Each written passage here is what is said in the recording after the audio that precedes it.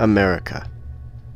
From sea to shining sea, from east to west, the United States has become a beacon of hope and liberty throughout the entire world. From the Atlantic to the Pacific, to its endless roads, through its forests,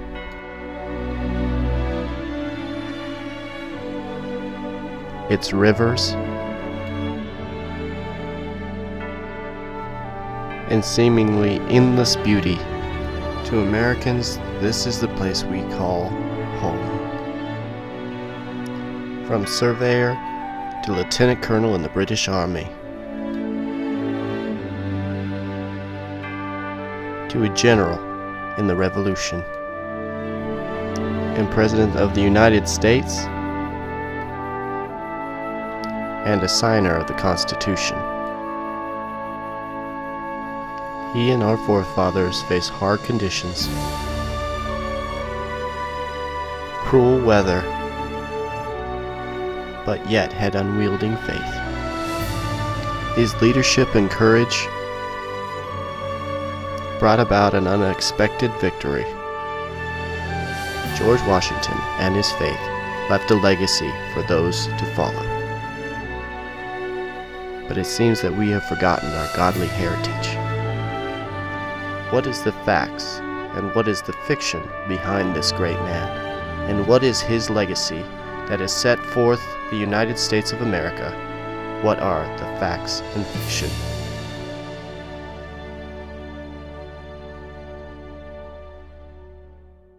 Well, welcome to the first ever episode of Facts and Fiction. I am here with my dear uncle, Uncle Rick Hammond, and I'm Caleb Leach, and we are going to be discussing a very interesting topic today. In fact, I think it's interesting. One of my biggest passions among many things is history, and it seems like today our godly history is not being taught, it's not being put in schools. In fact, it's being taken out of schools to the point where what's true and what's fiction, what's fact and what's fiction. Well, today, that's what the show is about. And today we're going to be covering that. And as I mentioned, we have Pastor Rick Hammond, who has been a pastor for over 28 years. So, Uncle Rick, what was your first introduction to history? What got you so passionate about it? Well, growing up, my dad was a really avid reader, especially of history. Mm-hmm. And so he got us started by, he would read a book, and then he would tell us about what was in the book. And we ended up having question and answer sessions with my dad and things like that. That kind of went on until I got into school, and especially in high school, history always really interests me a lot. Mm-hmm. And so when we did history things in even in Bible college, Baptist history and U.S. history, it just really became a passion of mine. Yeah. Well, for me, it started, of course, at school. Mm-hmm. And growing up in a Christian school, I, of course, learned Christian history of American history. And later on, we had to move. We had to go back to Montana, where we are now. We lived with my grandma for a couple of years, and of course, I was sent to a public school. Now, of course, public schools, they don't always tell you everything that you want to know, and they don't go full into the details of a person's life. They'll just go for the facts. They'll just go into different stuff like, oh, this happened at this such and such date. It didn't tell me about the person. So not only did it give me I got to know a little bit more. Yes, these facts were fun and interesting, but I got to know about who this person was, what their characteristics were like, even what their favorite food was. And it turns out that first fact of the day is that George Washington's one of his favorite foods was cherries. Yeah. So I was like, hey, that's interesting. And believe me, guys, between Uncle Rick and I think we both combined almost 2 weeks of studying and preparing for this. So we've put in a number of hours. I myself have watched a mini series that's 9 hours long. about George Washington. If you want to check it out, it's on YouTube. Just check out George Washington miniseries 1984. It's good. And to be honest, it really... But of course it's fiction in that aspect. But you also have to take out what is fact and what is fiction. Mm-hmm. So, Uncle Rick, what do you think we need to draw from today, especially for the youth of today and people, historians that say that this is who he was and this is who, in fact, not who he was, but who they want to peg him as? Yeah. Well, I think one of the most important things is that, and you mentioned this earlier about how historical people are being covered today. Yeah. And one of the things that we really would like to bring out, you and I have talked about this already, that we want to bring out, today we're looking at George Washington, we want to bring out his character. Character is an important thing. As a matter of fact, to him personally, it was a very important thing to show character. And we're talking going all the way back to his youth and then into the Revolutionary War and into his presidency. Yeah. It was really important for him to set a good example for other people to be able to follow, because he knew that whatever he did was going to set a precedent. Yeah. No pun intended, right? Yeah. So, a thing we also want to cover is his faith. And it seems like that's the thing that's not covered at all today. Nobody, in fact, there are some people who believe that he was, in fact, that this country is not a Christian nation. In fact, that it is, in fact, a agnostic or an atheist nation. In fact, these people didn't believe in God. They just pretended, because the main local at that time, the great majority, were churchgoers, were church believers, and to get into office, they had to put on a show. That is not fact. No. That is, in fact, fiction. So, as we're going to go over.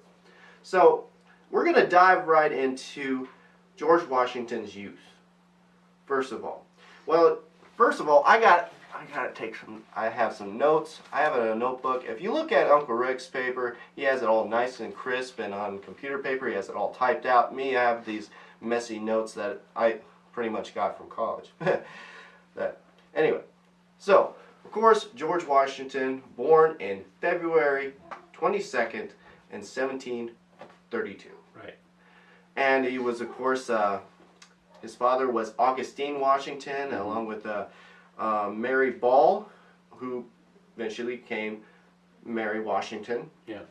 Unfortunately, George Washington's father died at a very young age. In fact, he died at the age of 49. Yeah. So, you got to remember at this time, education, health, stuff like that was very... It's not the level it is today. So, people died of almost, it seemed like anything that they got sick from. So, and he was also a brother. He had 5 other brothers and sisters. So, how much of an impact did his parents play in his youth? Especially, and we're going to bring up a certain aspect of it, but how, and what you've learned, mm-hmm. Who was young George Washington? Well, as you said, he had other brothers and sisters, but especially he had 2 brothers that were older than he was. They were from his father's first marriage. Their mother passed away, and Augustine married Mary Ball. Yep. And those 2 brothers were sent to England for their education. They got what was called a classical Latin education.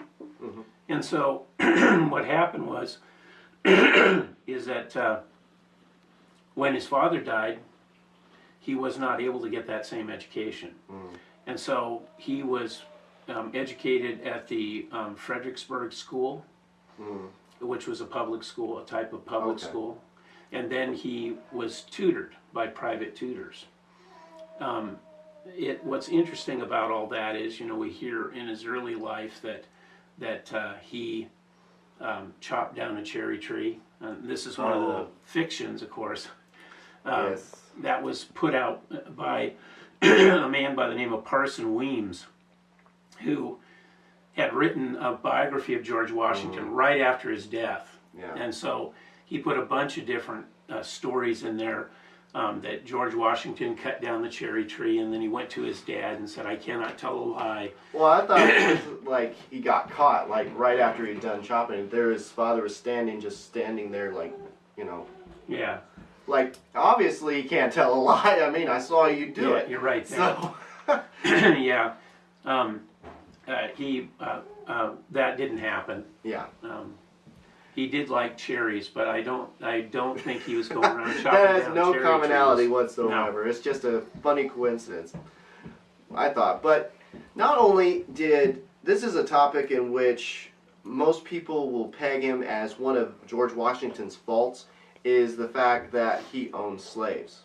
Yeah. Now, the thing you have to understand is at this time that was commonplace, especially in Virginia.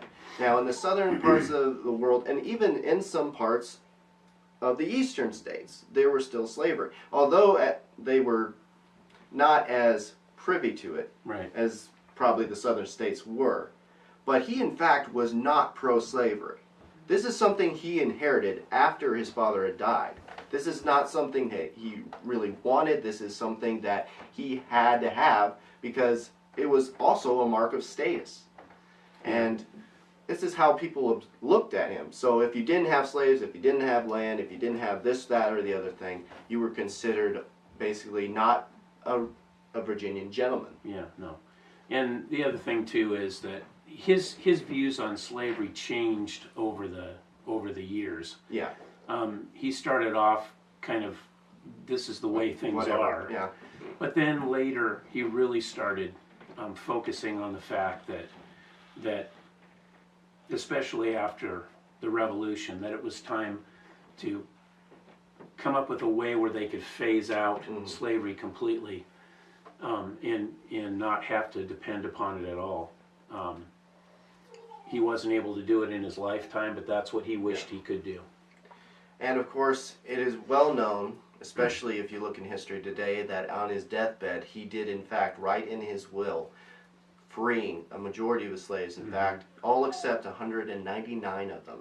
The reason for that might shock you, but that we're going into the end of his life when we're trying to get into it, the beginning of his life. Yeah. But like Uncle Rick said, he was very nonchalant when it came to slavery. But like you said, it was commonplace. It was the norm. Yeah. Unfortunately. Yeah, it's very unfortunate. But that doesn't define who you are. In fact, the reason for his change, like Uncle Rick said, was that during the Revolution, he saw these African American men fighting alongside these white revolutionists, and he said, "This isn't right. These are men who are laying down their lives as well when these people probably have slaves themselves." And another thing is, we have to be careful as people who study history and read history that we don't judge the past by the norms of today. Yeah.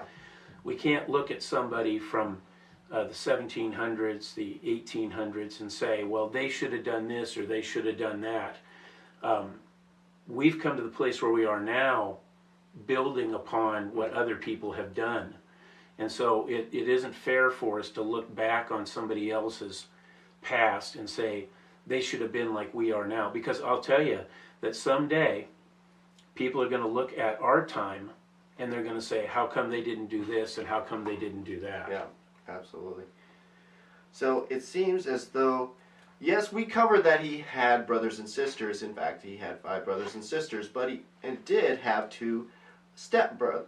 I had a stepbrother and he had a stepsister. One by the name of Lawrence Washington and Jane Washington. Mm-hmm. Now, during this time, of course, we covered that his father had died in 1743. So, at a very young, not very young, but in the prime of his life, he was struck down. And George Washington was what, 11 years old? Mm-hmm. Was 11 years old. He was the oldest of 6 children. And which means that as the oldest, he had to take on some added responsibilities. And it's to the point where, I mean, how do you deal with that as a kid? You got responsibilities, you have this, but how does that affect you? I mean, you ever thought of that, like, the huge, like, burden Yeah. put upon a young man at that time? Yeah, it causes people to grow up early. Absolutely. They have so much responsibility that they feel a sense of obligation to make sure that whatever it is that they're doing for the family gets done right. Yeah. And that makes a young man or a young woman, in some cases, grow up very quickly. Mm-hmm. So it seems as though, like, this experience, even though it was very traumatic for him, I'm obviously assuming, because if I lost my dad, I'd be very sad and burdened, like what next? But honestly, what we're talking about his character, so this could be one of his first defining moments in dictating his character that would go on further, taking on the responsibility, furthering his responsibility as time went on. This was this first step. Yeah. He did have a very strong sense of wanting to take care of the family, and even did so with his mother all the way to the end of her life. He took care of her in various ways, but he took his studies very seriously because he knew, especially when he was in school, he studied very intensely geometry because he wanted to become a surveyor. Yeah. At first he wanted to go into the Royal Navy, but his mother did not want him to, and so she had one of her nephews get a hold of, write a letter to George and tell him, you really shouldn't do this. It's too hard. It's, you've got land. You should do something else. So he decided to be a surveyor, but he took those studies really seriously because he realized that doing that job was going to help support his family and his mother and his brothers and sisters. And so, yeah, that's a lot of weight to be put on somebody. He started surveying at 18. Yeah, 18. Started studying it way before that. Had 17 equations that you have to have for surveying memorized. So he took it very seriously. So before he became a surveyor, he unfortunately had to deal with another death, and that was his brother Lawrence. Yeah. Now, Lawrence being the firstborn son and also the rightful heir to Mount Vernon, which I thought that Mount Vernon was strictly George Washington's, that it was for him. But when I found out that Lawrence was the one who originally inherited Mount Vernon, I was like, okay, that's interesting. So that's an interesting fact for those of you who didn't know. Yeah. Another thing is, Lawrence died, which in that never left an heir. He didn't have a son. In fact, his wife died the exact same year. Yeah. In 1752. So, of course, George Washington is now in the possession of one of the largest plantations in Virginia. Now, the thing you have to understand is it's not the structure that you see today. In fact, that George Washington made it a point, especially at his early age, especially growing up, to add on to Mount Vernon.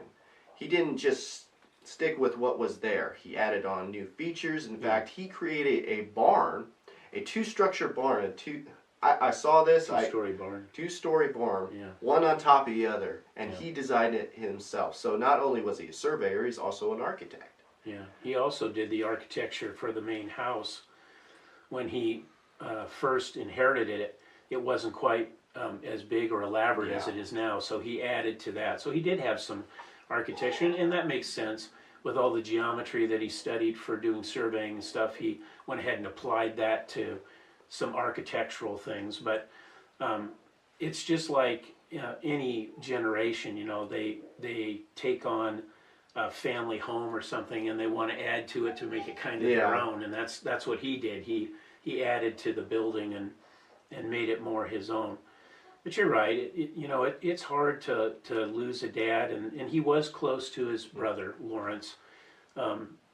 They went to in 1751. They went to Barbados together. Wow. And the bad part is that George Washington contracted smallpox which served him well later when the Revolutionary Army got smallpox several times. Yeah. He wasn't affected, but he was close to his brother. But his brother had tuberculosis, and that's what ended up taking his life. He just was struggled with it for most of his adult life. So yeah. So I think we accidentally missed a part where we wanted to get into. So his faith. yes, Especially at his young age. yes. How did this influence? Who was the influence, especially in that family? His mother was. She did spend some time in prayer with him, and there is a story of her having a garden that she would go out to the garden, and there was a large stone out in the garden, and she would sit on that stone and pray each day. And so he did see that, and he was part of that. As we said earlier, during that time, it was not uncommon for families to be families of faith. I mean, they prayed together, they went to church together. His religion, his religious experience deepened over time. And of course, when he gets married to Martha Washington, that deepens even more. But even when he was in the French and Indian Wars, they didn't have chaplains come with him on these expeditions into the Ohio Valley. But he and other officers that were there held services while they were out in the middle, literally in the middle of the woods. Wow. So before this, George Washington became a surveyor, as we said several times, to Lord Fairfax. Now, Lord Fairfax was one of the largest owners of land in the Virginia Territory, especially in the Ohio Valley. Now, this guy appointed George Washington as his personal surveyor at a very young age. And considering that that's another huge responsibility, but not only did it fare him very well, especially later on during the Revolution and in the French and Indian War, to memorize the land, in fact, to know like where this spot is, where this strategic spot is, or where, oh, there's a water over here. So as a leader, it also affected him very well. Yeah. So, but unfortunately, not only did he got sick again with tuberculosis, I believe, and unfortunately, some speculate that due to this fact, he became sterile, which is probably one of the reasons why Martha and George never had children. Yeah, and I think also being sick with smallpox includes a high fever, and high fevers are known to cause problems like that. So he had several occurrences in his life where, it just didn't bode well for him in that respect. But I imagine not only was he a surveyor for a special part of land, he was eventually appointed to survey the Shenandoah Valley in 1749 and made him the official surveyor for Cooper County. So it seems as though Lord Fairfax had seen his potential from an early age. Yeah. So that speaks a lot. Well, the Fairfaxes were close friends of the Washingtons, and so he knew George Washington well, and he had high hopes for him, and that's one of the reasons why he gave him such an important position at a pretty young age. But he'd shown himself to be a person that was serious about what he was doing and somebody that could be trusted. And as you pointed out earlier, the fact that he was a surveyor meant that he was going to spend time out in the elements. Yeah.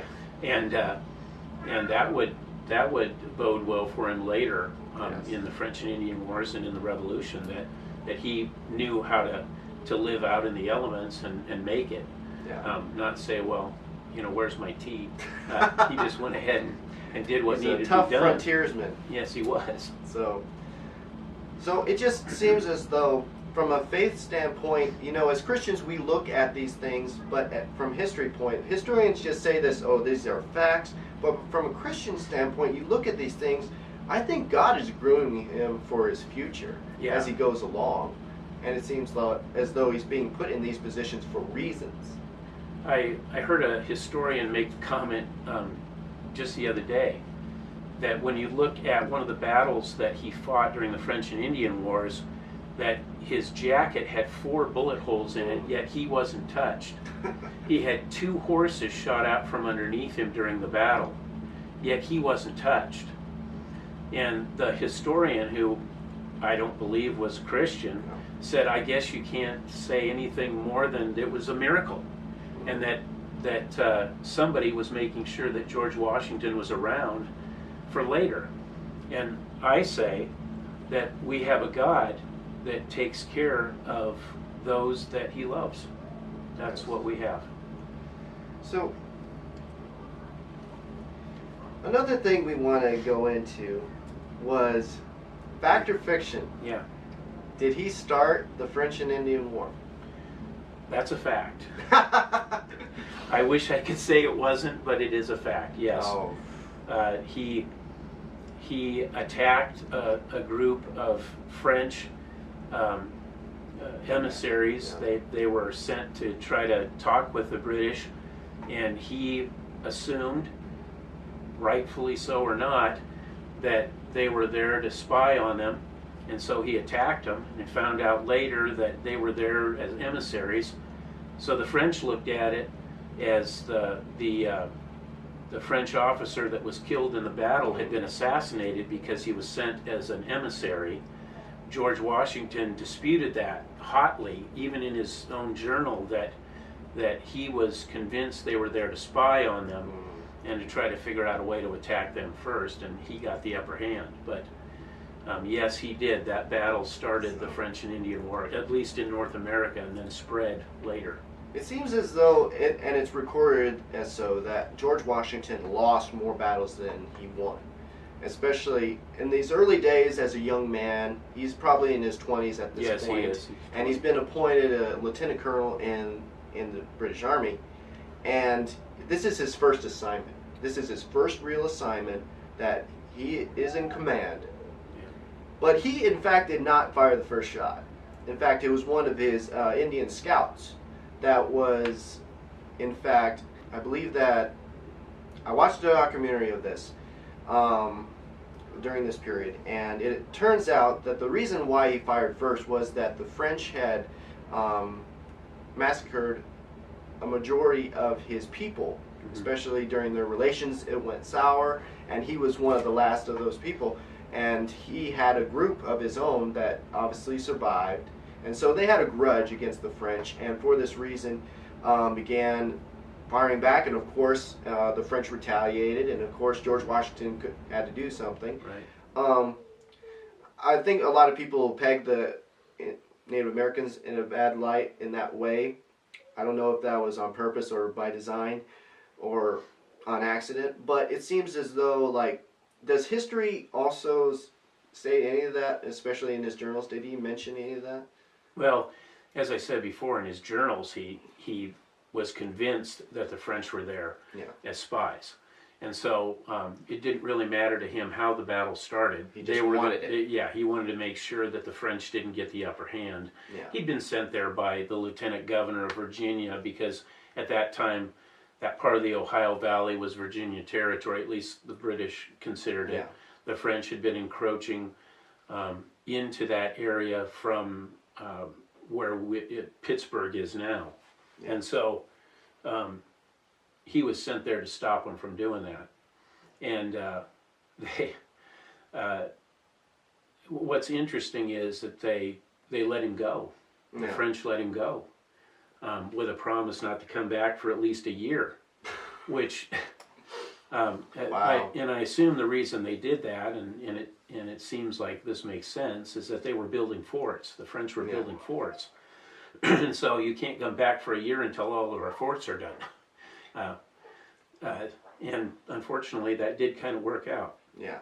And of course, George Washington built a fort of his own called Fort Necessity. He did. Now, of course, this fort was very rushly built, and in fact, they didn't get to finish because, of course, they were ambushed by the French and Indians. Now, of course, this is one of George Washington's one of his failed attempts to make a name for himself, because that was one of his early goals. As a young man, you try to make a name for yourself, especially in the British culture. get a name for yourself, it was either in politics or it was in the army. Yeah. So he chose the army, obviously. Right. So this was his chance to prove that he was a good commander, that he could get something done. But this, especially this battle of Fort Necessity, really irked him to his core. In fact, later on, after the French and Indian War, he was discharged. He resigned for a period of time. Yeah. Due to this fact. Well, due to his actions. Not quite sure how it's going to work out. Yeah.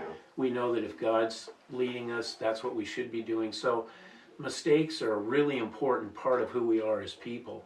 It helps us to learn what to do and what not to do. Yeah. So it seems as though, like I said, he's being groomed for something. Yes. He doesn't know what it is. Yeah. But I think he knew in some aspects, due to the fact that he had 4 bullet holes in his coat. He probably looked at his coat like when he took it off. It was like, I just want to see his face. You know, it's these type of details that you kind of look into. It's like, what was his reaction to this? Yeah, and he recorded it. So obviously he looked at his coat and said, how did that bullet not hit me? And it's also recorded that he credited that what happened to God. Yeah, he used providence as a word, but yeah, he would always call it good providence. Yeah, that God was watching over him, and it's important for us to understand that people saw God working in their lives in a lot of different ways, and we need to do that today. I mean, we really need to. We need to look at the situations that we come across in our lives and see how God is working in that particular situation to help draw us closer to Him, to help us to understand His will, to not give up. If God's led us in some way to do something, don't give up because there's opposition. Yeah. Don't give up because maybe you made a mistake in trying to do something for the Lord. Instead, to learn from it and become closer to Him. And it seems like after step, it was just like... But of course, after his debacle with Edward Braddock, unfortunately, Edward Braddock did not last very long. Although charged to drive the French out of the Ohio Valley, he was in fact killed during a battle. Yeah. But he was not prepared for North America. No. His whole mentality as the commander of 2,000 men who's brought over from England, he had a European fighting style. Yeah. And that did not bode well in the North America. Another thing that I also want to point out is that George Washington watched the French and Indians, how they maneuvered, how their tactics, and it's also known as guerrilla warfare, which I think that he saw how the British fought, and he saw how the Indians fought, and what was more effective, and why it lasted so long. This lasted almost 7 or 8 years. 7 years, yeah. 8 years in North America. This lasted a long time. Yeah. Well, he told Braddock, if you try to fight the way they do in Europe, it's not going to go well. Yeah. And when you think about it, the French and Indians had half the number of people as Braddock did, and they decisively won that battle at the Monongahela. Braddock was not ready. The really sad part about it is that when Braddock was mortally wounded, George Washington had to take over the mess that Braddock started. And in fact, he met his untimely end, and of course, they had to bury him in an unmarked grave because in that time, the Indians, especially in that area, would desecrate the soldiers. They would take their boots, their coats, their guns, and in many cases, scalp them.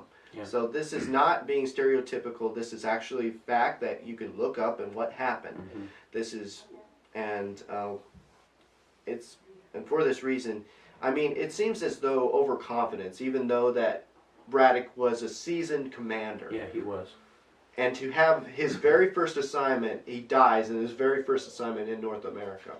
And to have be buried in an unmarked grave, to imagine the stories that would have happened in England like this, he was considered a failure. He was considered a debacle. He was disgraced in that way. In Washington, they buried him that way, as you said. They didn't want his body to be dug up. And so they buried his body in the middle of the road. Mm-hmm. And then they traveled over the top of it to make it look like there was nobody buried there. But they did bury him with full military honors. And Washington did respect Braddock as a commander. He even made comment about him later in his life, that he learned some things about military bearing and things like that from him. But yeah, he lost his life because he didn't listen to somebody that knew more about how to fight. Well, you'd think he would take that advisement, and for that reason, he made him a lieutenant colonel. But he also put him in charge of the Virginia reserves instead of the main army. He wasn't a full, in the army. He was just a reserve army. He's almost like the National Guard of the day. Yeah, right. That's exactly right. That would be the perfect analogy.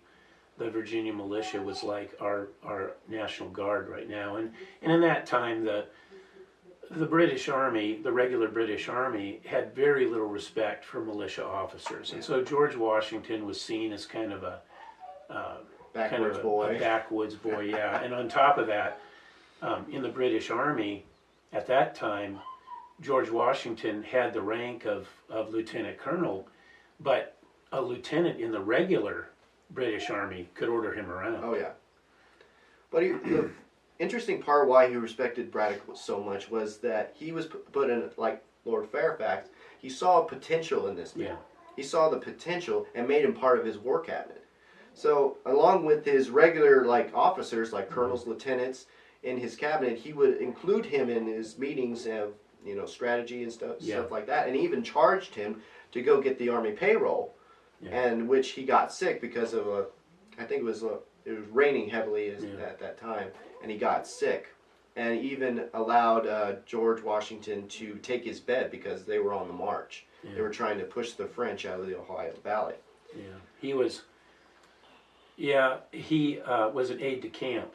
So he would have been part of all of the planning, the strategies, all that kind of thing.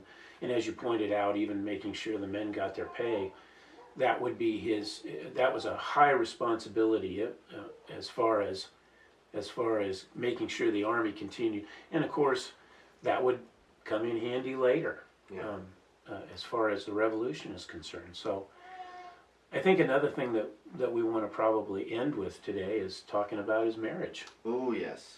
I think it's important for us to acknowledge the fact, and I'll say this as a husband, that our wives are very important in our lives. And I'm not talking about just in having children and raising children, but as companions. Yes. And as we pointed out earlier, Washington didn't have any children of his own. Martha brought 2 children into the marriage, and but they had a true love, and it was a love story. Her husband had died, and Daniel Parkus Custis, I believe. Yes, right. It's Custis. He died, and Martha and George were kind of set up. Well, it's recorded that they only had 3 dates. Yeah. Only 3 dates. Yeah. I mean, can you imagine that today? I mean, it's heard more often than not, but especially at this time, that's very quick. Yeah, that is. And it's recorded that she gushed over George. Oh, yeah. I mean, I believe they met earlier before before her husband died at a gala, I believe. Yeah, the Fairfaxes were kind of the go-betweens. Mm-hmm. The Fairfaxes knew both the Washingtons and the Custises, so they played a role in all of this. Another thing you have to note is that Martha, due to her inheritance from her husband, was very rich, and also brought an additional 500 slaves. Yes. So, do you think that Martha's views on slaves were about the same as her husband's, or was it in fact more toward, I don't want slaves, but it's a necessity at this point, do you think? Well, at that time, she would not have had much of a say either way. Yeah. So, it's recorded that she had about the same attitude as most women did. That's not for me to decide, that's for my husband to decide. I don't think she was against slaves being freed. In his will, George Washington had the slave that went with him in the Revolution, freed Tommy Lee? immediately. Yeah. He was immediately freed upon George Washington's death. And I'm sure that Martha carried that out without a problem. Yeah. And we'll go more into Tommy Lee later Yeah, on in we'll this go series. more into that later. For those of you who are watching, this is not the end. This is a part one of 3 different segments that we're going to be doing. Yes. But we for this episode, we're just focusing on his youth and the building up to, it's the rising climax almost. Yeah. So, again, being married myself, I married a Virginian, and I got to go to Williamsburg, and in that whole experience and on that vacation, I got to see someone portray Martha Washington, describing when she met George, how she perceived him, and even counted that he made a terrific father, a terrific stepfather. He took them in exactly as if they were his own, and especially loved a girl by the name of Patsy. That was her real name was Martha, but that was her her pet name that they had for her. And of course Jackie, which was John Parkus Custis. But unfortunately in 1781, his adopted son died. But before that, his adopted daughter died at 17 in 1773. So he's resigned from the military at this point.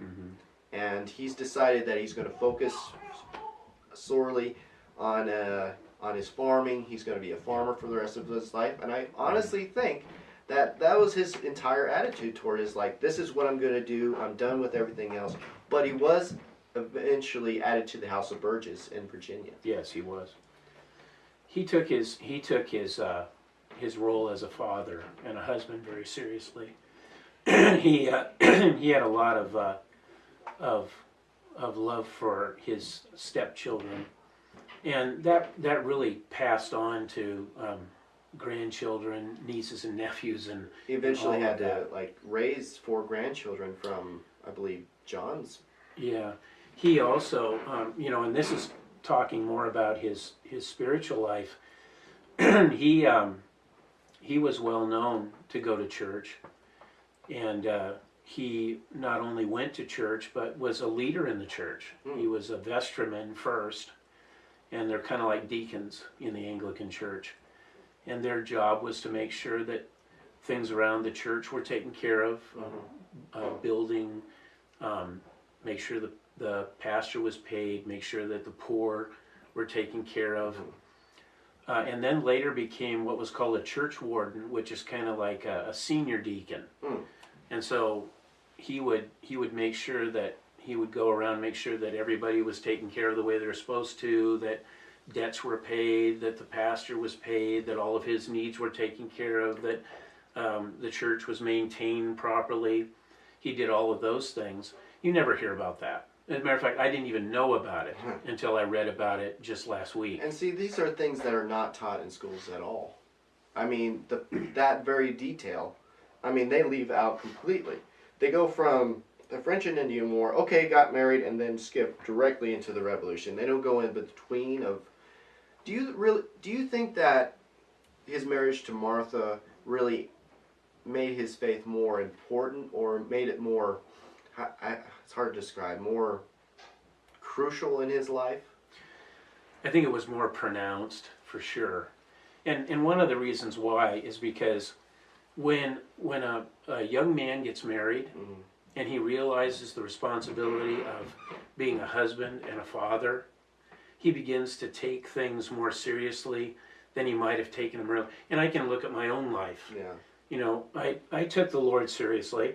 But when I got married and we had kids, I realized that these things that we believe are going to be passed on to the next generation. Yeah. And so it's important to make those things vocal so that the kids know, so that you're supporting your wife and a spiritual household the way that it should be. And I think that's what happened in his life too. I think that when he got married, he realized that the time for for being a young man and out doing the adventures of war and all that. It's time to settle down and to build a life for his wife and his stepchildren, and I think he did. He really did. And during this time, like I said, he kept adding on to Mount Vernon. I think it also played in the fact that he had a new bride, and he kind of wanted to give her a home that was beautiful. He wanted a beautiful home for his wife, not just for him, not only because it was his brother's. It had personal sentiment for him, but he didn't want to be anywhere else. He didn't want to do anything else. Yeah, I think it's kind of interesting, you know, we as men, as long as we have a bed and something to cook our food on, we're good. We're good. And it takes women in our lives to make us realize that there's more to life than just, you know, just making sure you have a bed and a place to cook your food. And you know, Martha Washington enriched his life, and I think that's important for us to say, because that's what our wives do. They enrich our lives. They enrich the lives of our children too. And I think it's important for us as husbands, and I know that that Washington would have done this same thing, to make sure that our wives knew that we loved them. So, as the old adage goes, behind every great man there is a woman. And it seems as though some people peg her as, oh, she had the secondary role. That is completely contrary to the truth. Because even though that, yes, certain criteria for women at that time, she had an opinion. And I'm sure she voiced her opinion many times, and he took her counsel. Even during the Revolution, he had the hardest time, and it's been recorded that she visited him several times. Yeah, it is. Matter of fact, the troops called her Mother Washington. So she had a big part in his life, and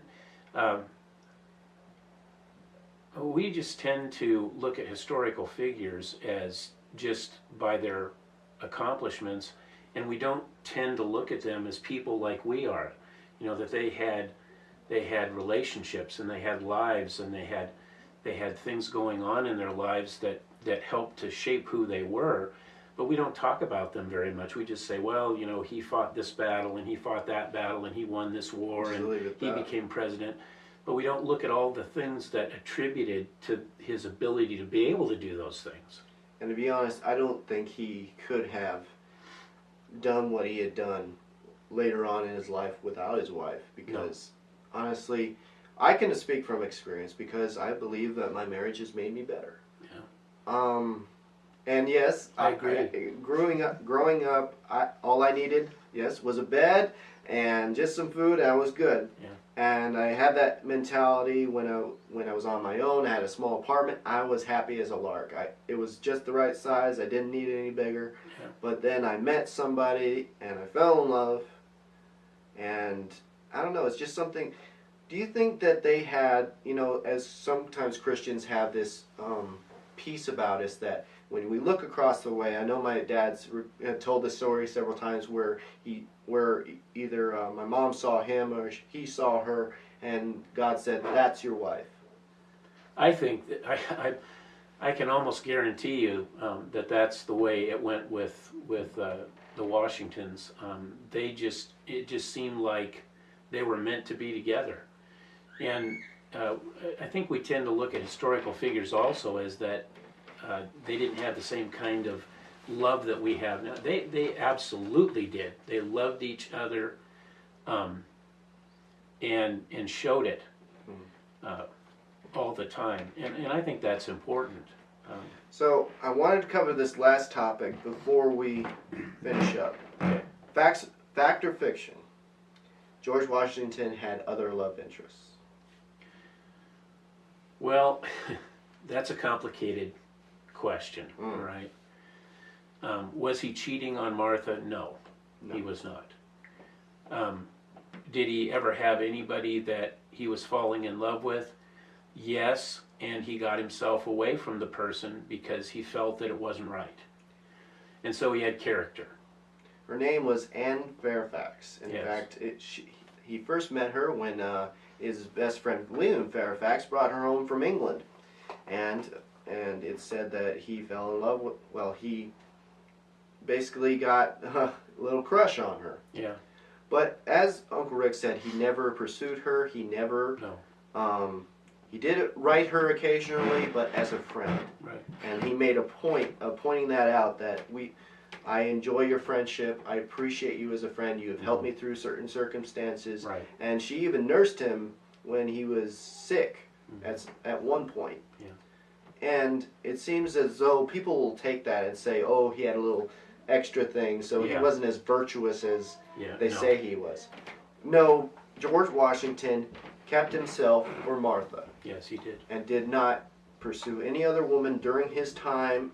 And it was even recorded in the Revolution that the British tried to come up with a rumor that he was visiting a barmaid on the side. Yeah. You know, and trying to find anything to discredit him, to make him look, to take away from his character. Yeah, and all of those attempts, no matter what part of his life, it not only happened in the Revolution. There were people that tried to do that while he was president. There were people that did that before the Revolution. It was always proven to be false.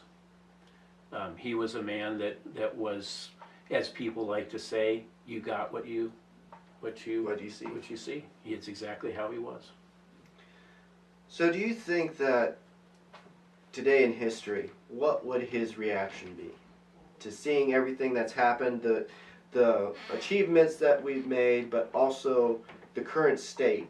What do you think his entire, like, if we had a time portal and we went back and snatched him out of time at a certain point in his life and brought him back to today? I've always wondered this. What would his overall view be? I think besides the technological advances, he'd probably be like, that would completely blow him away. Could you imagine him sitting down and watching a documentary about himself? that would be something that he would not be able to do. I'd actually love that. Like, that's wrong, that's true, that's wrong. Yeah, right. But as far as human nature, I think he would recognize it.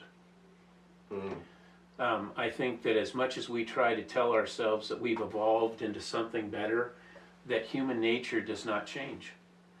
It is true that our sin nature will not be better, and so I think he'd recognize the way people act today. So to wrap things up, George Washington has set a precedence, no pun intended, for how presidents were to become, to the man he would become. Yeah. And we're going to cover more of that in our next episode of Facts and Fictions. Thank you for coming and joining us on Facebook. This will be also on, it's going to be on a podcast. It's going to be on YouTube. It's going to be all over the place. So if you see this recording, definitely share it on Facebook. Don't be afraid to do that. But it will be on other channels, so be looking out for those on Spotify and also on YouTube. For myself and my Uncle Rick here, thank you for joining us, and may you all have a blessed day, and remember to always observe the fact and fiction of history. Thank you.